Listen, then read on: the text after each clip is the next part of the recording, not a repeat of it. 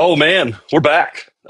This is good fun. I don't know, beardless, a little different this time. Looks a little different, but hopefully same good messages, same good takeaways. Glad you guys are tuning in today. If this is your first time, welcome. This is a B2B Marketer's Guide to AI Search. I'm your host, Ben Thomas. We've been doing this now for a handful of weeks, talking about everything from how to maximize GEO visibility, how to track it, what content types are important. But today I wanted to talk about something really that is less on the actual technical execution side and more on the side of actually communicating that, or maybe it's getting the funding, or it's kind of starting those conversations. And that actually is a conversation with our bosses. A lot of times we come in and we've got all these great ideas. We don't always know how to best communicate those to higher ups or source the budget for that, or even the inverse, right? Sometimes, our bosses or CEOs or executives come back from a trade show or a conference or saw something really cool over the weekend, and then they just come in and ask you, what's our AI strategy? What's our GEO strategy? So this is meant for both of you. This is meant for both sorts of folks, both sets of marketers who have those questions and who really want to be able to communicate that value to their leadership teams. I'll always remember when I was younger, one of my I always loved getting to go hang out with friends and spend the night at their houses. But we would spend so much time, especially during the summer, cooking up like these pitches that we would be like, okay, mom, can I go spend the night at Craig's house? We're going to go do XYZ. And we've got this whole thing planned out. And we built up all of these things and we were so excited and had all these plans. And then it would kind of go haywire when I'd go ask my mom. She'd be like, well, no, we're going to, you know, the family's house tonight or something like that. So we spent all this time planning all of these things, realizing that the biggest part of that ask actually was that conversation, was that ask to my mom.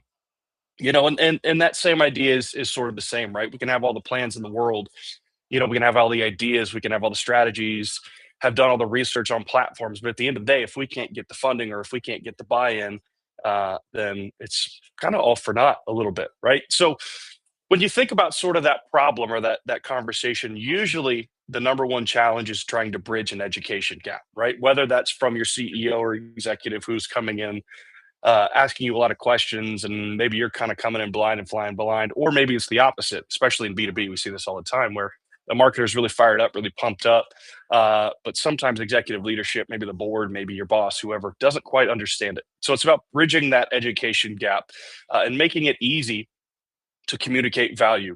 We'll talk about 6 ways or 6 sort of frameworks to have that conversation. It's kind of one that I even use all the time, not only in my work life, but even in my personal life, right?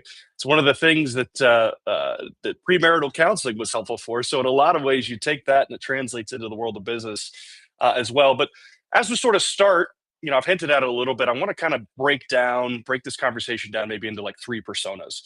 The first being kind of that super educated marketer. I know a lot of you guys on here watching this are that person who, has these ideas, has these strategies, has done the research, has done the legwork for rolling out GEO strategies, AI strategies, new tools, things like that. But maybe you've got a boss or executive leadership who you just need to bring to the table and kind of teach and educate a little bit, right? Maybe they're more old school, maybe they're more used to doing things in a legacy way. Like I said, we see that all the time, especially in heavy industries in B2B and stuff like that.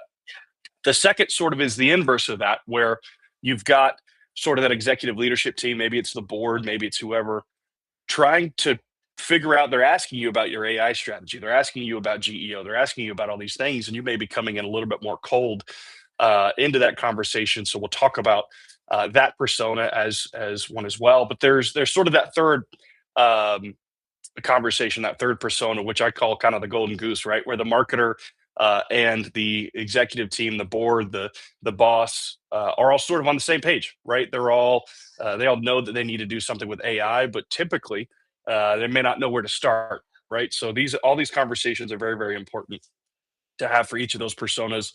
Because at the end, the outcome really we want to be the same, right? We want to be able to create educated, valuable strategies deploying AI within our organizations. So when we sort of think about those personas, we sort of think about this conversation, I've built sort of the 6 step outline for how I typically best handle that, and something that I think is valuable for you guys too. But Step one really is one. I think it's a good baseline, not only just for AI conversations, but in general, is to ask questions and clarify. So diagnose before you prescribe. So if I'm going into a doctor's office, my doctor normally will ask me my symptoms, right? They'll ask me, hey, do you have a sore throat? Is your stomach upset? Do you have nausea? Do you have all these things before they diagnose the problem, right? They may already know just based off of sort of circumstantial evidence that maybe the flu is going around, or maybe they're seeing a lot of cases of strep throat. They probably have a pretty good idea of what I might have, but they're going to ask me those symptoms first. And it's important, especially when we're talking with leadership or people who are accountable for stuff like P&L.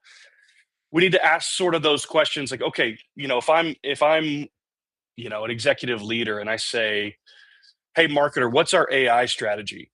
I want to ask, well, what do you mean by that? Do you mean what AI tools are we using?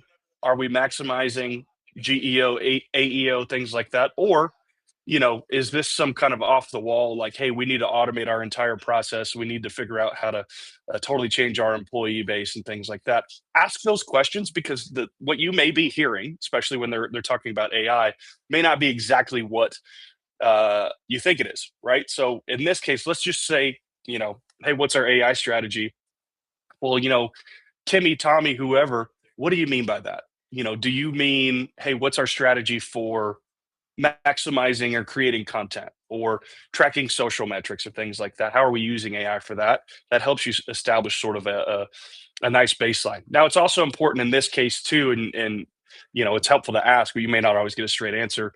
They oftentimes have something that's driving them, right? Maybe it's a desire for um, driving value within the company. Maybe they're getting pressure from the board. Maybe they're getting asked the same questions and kind of pushing that back through you. So it's important to sort of clarify that and ask those questions up front, which helps really translate into step two, which is to focus primarily on business outcomes. So it's let's think less maybe from like a marketing execution, content creation style verbiage, and even some of the fluff, right? AEO, GEO aren't always words that you necessarily even need to say with that leadership team.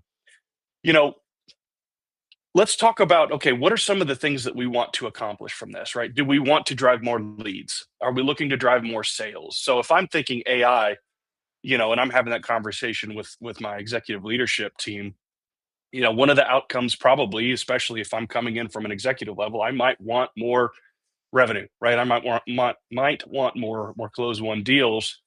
So that for me is a business outcome that I'm looking for. And that's now something that the marketer has asked the questions and focused on that business outcome to help create.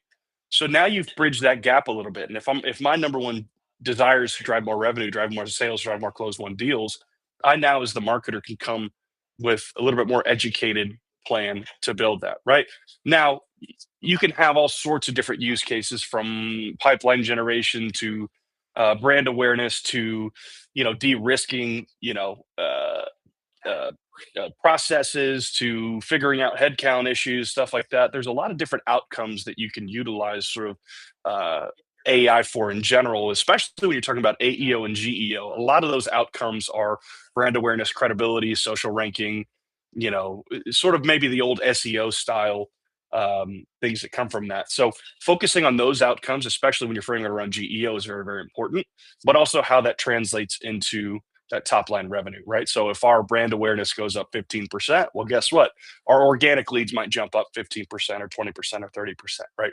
So it's important to focus and kind of start that conversation after you ask questions to focus on some of the business outcomes that you're looking to generate.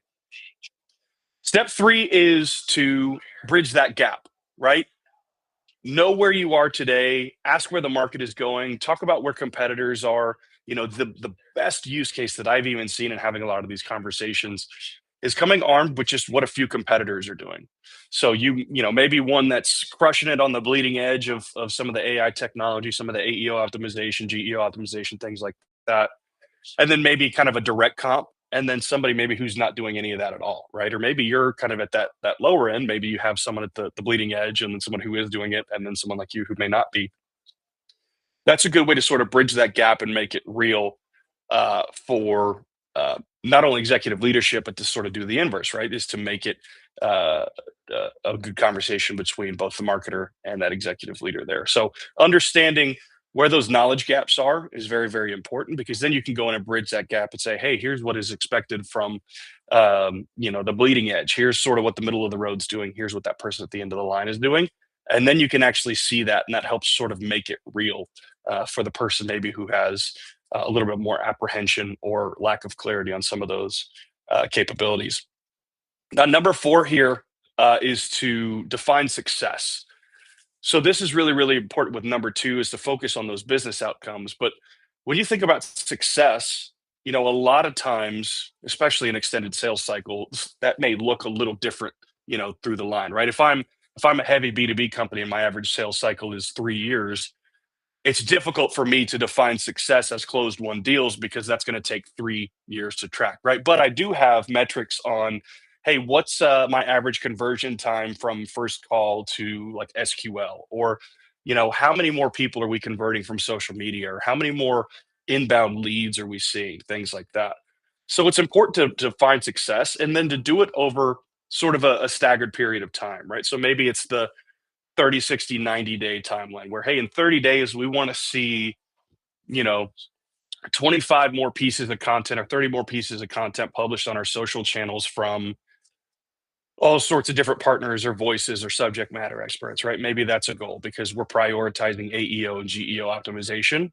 That's a nice first step there. But maybe in 60 days, we want to see our follower counts go up, or we want to see, attendance at our webinars go up, or we may even want to see, at this point, jumping into some SQLs, jumping into, some of those more quantifiable metrics, even closed won deals at that 60-day point, depending on how quick your sales cycle is. And then you can kind of extrapolate it from there, right? 90 days, what are we looking for? Well, hey, it's at this point, we kind of want to see some of those wheels turning. We want to be able to start attributing things to our investment in, creating more AEO specific and centric content, or, utilizing tools and best practices to reach, teach, and engage our communities. So defining success, is really good because it allows you to sort of track that, but it also kind of prevents you from those goalposts moving, right? Because as AIs changes, and as different technologies come in place, it allows you to sort of have a defined plan. But if you need to adjust that plan, you can.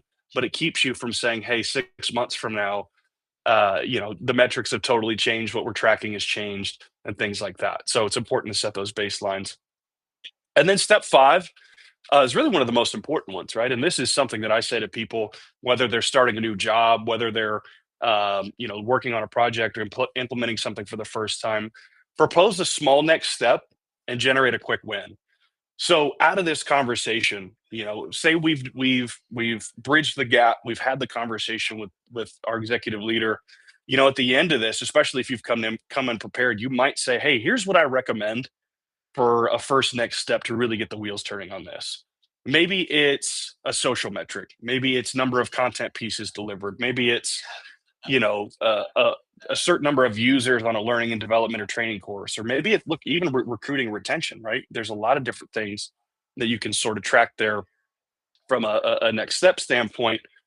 But it's important to say, hey, we want to start this way because it's a little bit more palatable, right? So if my biggest worry as an executive is risk and managing risk, I don't want to go all in on something that I'm not sure works quite yet. But if I'm a marketer, I might come in and say, well, hey, here's a nice little 30, 60, 90-day plan.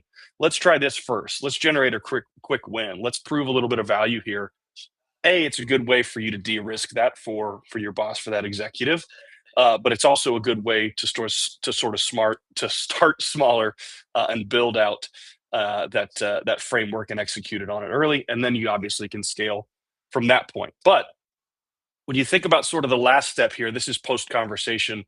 You obviously have identified some of what the success metrics look like, proposing the next step, stuff like that. It's very, very important to track those results, right, in that progress, because a quarter from now, we'll probably have to have a very similar conversation talking about the success or failure of this, and what have we learned, what have we changed, what have we tried, what do you recommend for the next 90 days. You want to be able to have those results, right? And for me, I normally just use the MarketScale platform, because it's kind of where I live most of my day anyway. where I'll go in and I can actually track granularly on specific topics, primarily like when we're thinking about GEO. I'll go in and I'll track granularly topics or kind of phrases or searches that are really, really relevant to the content I'm looking to create or the audience that I'm looking to reach. And I can track that over time, right? So maybe I'll see a little hockey stick once we really start investing in creating content about LED wall manufacturers, right? We might see a hockey stick in that searchability there. But maybe in other places we've seen a decline, right? Does it mean now, well, hey, we've really invested in this? Do we need to pull some of those resources into another topic or idea as well? So it's very, very important, especially as that last step, to track and report those results, because that is what it really is going to win you the conversation in the future, right? It'll make it much easier for you to say, hey, boss, I need 10 grand to deploy this new technology or to double down on a specific capability that we have. Having that in your back pocket and having that be something that is tangible and trackable is super, super important. So, and I'll share those six steps here in the chat in just a little bit, so you can have them, you can copy them. It's a good framework, even if you're not talking about AI. To be honest, right? Maybe we're talking about bringing more employees on, or maybe there's a new initiative from the top. It's a nice 6-step plan to talk about sort of any of those conversations. So it's relevant even beyond this. But I think it's sort of important, to frame the conversation like this at the end, especially kind of between all of us that are here right now. You know, a lot of times we sort of get lost in the how and struggle communicating the why. And AI is I'm a victim of this too, but AI has made it to where there's a lot of really cool, flashy things that you could try, that you can deploy, that you can utilize, maybe that don't always have the outcome that we want, right? And we can't fall into the trap of, oh, this is a really cool new piece of technology. Let's scoop it up, let's buy it, let's use it. And then 6 months from now, it hasn't given us the results or anything like that. That's why this conversation is so important, right? Because that executive, or maybe that person, that board member, may know things about the direction of the company in the next 3 to 4 years, where they might be able to present some counterpoints that you haven't thought of yet. Or maybe there's also something in development, or maybe they were working with a partner that already does some of these capabilities. So it's important to bridge that gap, right? It's essential to have.